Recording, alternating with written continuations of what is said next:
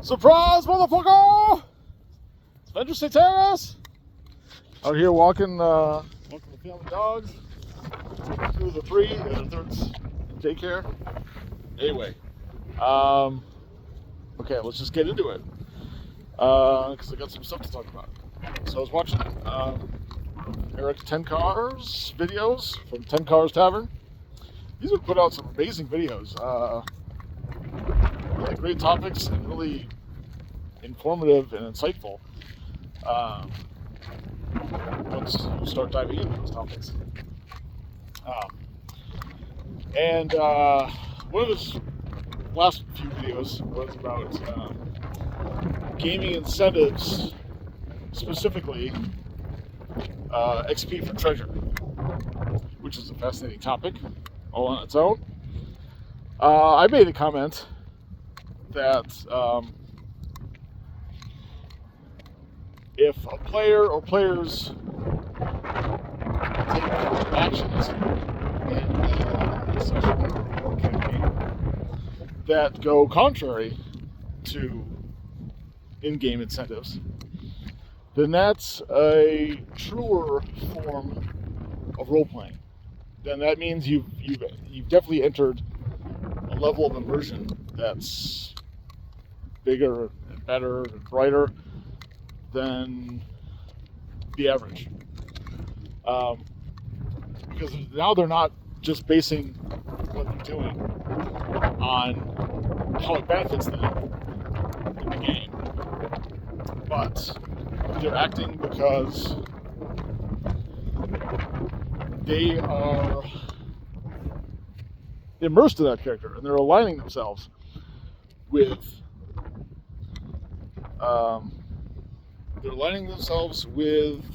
the personality and the thoughts and emotions and desires and background and everything else that's going on with that character and that world and the adventuring party, the NPCs and everything else, the dungeon, what have you. Which means that, and if that happens over and over again, that is a clue. I think this is what a lot of game designers 2E on upward were thinking. When you find that players are self-incentivized to do a certain thing, then that, I would think, behooves a game designer to include that in the incentive structure.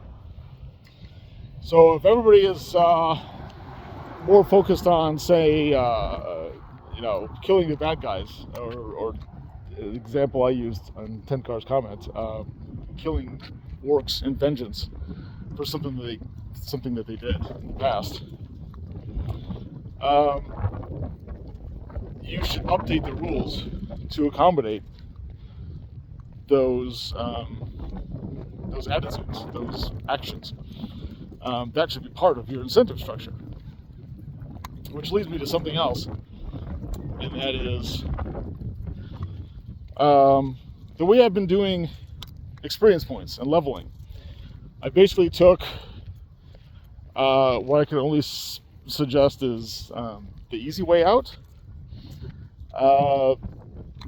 Every 2 levels, a character levels. That was about as simple and direct and minimal as I could possibly make it. And I've been doing that for at least the last 3 years, probably more. I don't even know how far back that's gone. But at least the last 3 years, because it started at the very beginning of the Chult campaign. And obviously I didn't need it so much for one-shots, which I was doing before the Chult campaign.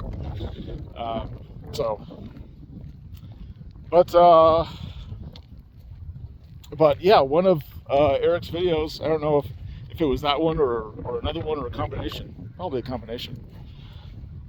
I just started thinking, I'm kind of missing out on an in-game incentive, which is the accumulation of experience points necessary to level.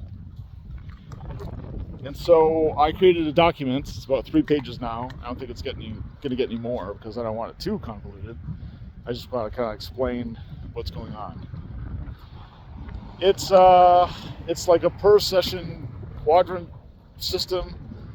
It's probably difficult to explain without going all the way. Guys, get out of there. Stop it. Stop. Let that go. No. No. I don't want you to have that. No. Go. Sorry about that.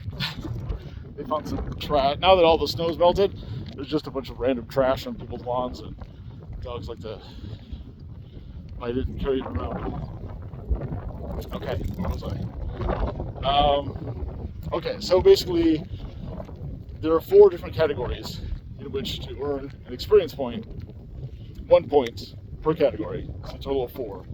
There's actually a 5th quadrant, but I won't talk about that now. And so that eliminates a lot of bookkeeping, which is what I wanted to get away from in the very beginning. But it also includes some incentive structures for everything from grounding the game into a living world and a living story to making the players think about their actions and go in a certain direction, informing their actions, while also creating competition for what to do. Because if you do A, that might lead to one outcome, but if you choose B or C, those lead to different outcomes.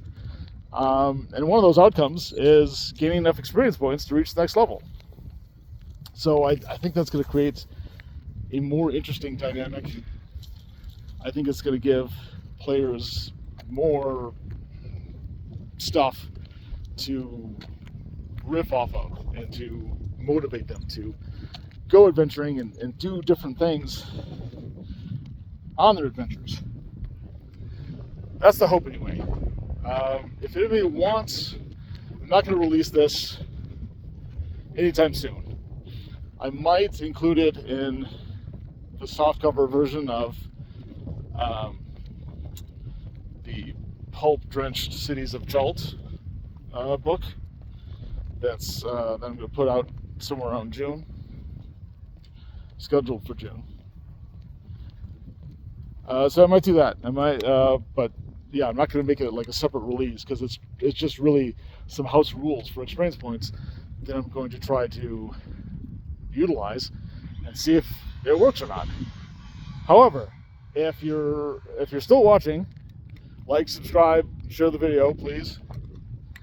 If you're interested in learning more, or if you just want to like see what I'm doing, or maybe copy what I'm doing for your own games, maybe your own Chult game or some OSR game or whatever, send me an email, and I will send you a PDF. It's not pretty.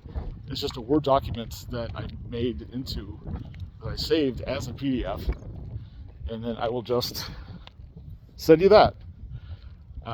It's got some basic layout, formatting, bold, underlined paragraphs, etc. So yeah, nothing special. There's no art or whatever.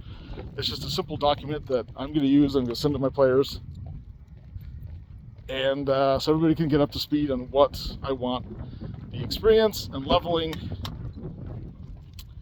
mechanics to look like for this, our 4th year of the Chult campaign. So I'm really excited about that because we're starting Saturday, January 24th. So with all new characters, same basic world, but different. It's a different sandbox. Could possibly be a slightly different world, as in like a parallel universe or a different dimension.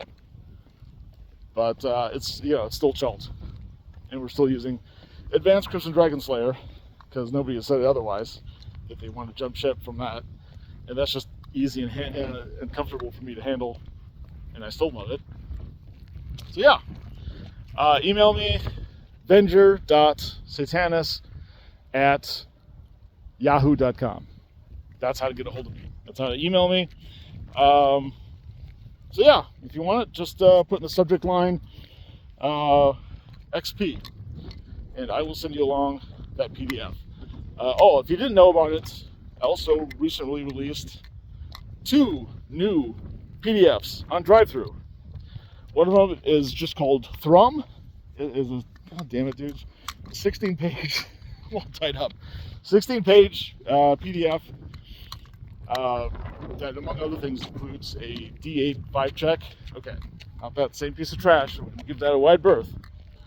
And the other one is Cry, Chalt, and Let Slip the Worms of War. And that is just a one-pager. Thrum is $3, and then this one-pager is just $1. It's a really cool, just like one shop stop game mechanic, but it's pretty nifty, and I think you might like it. Get some use out of it, maybe.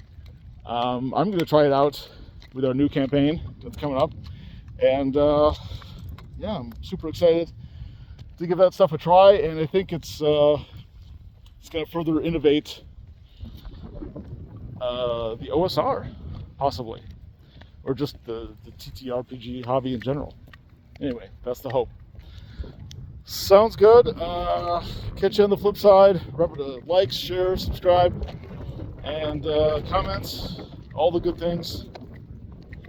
And I'll see you on social media. Maybe the Cult of Corthalis community on X. That'd be nice, because we're doing stuff there. Also the virtual Chalt campaign is happening hump days on Wednesday nights, unless there's a holiday or something. Still room for 1 or 2 more players, so email me about that too if you want. All right, adios.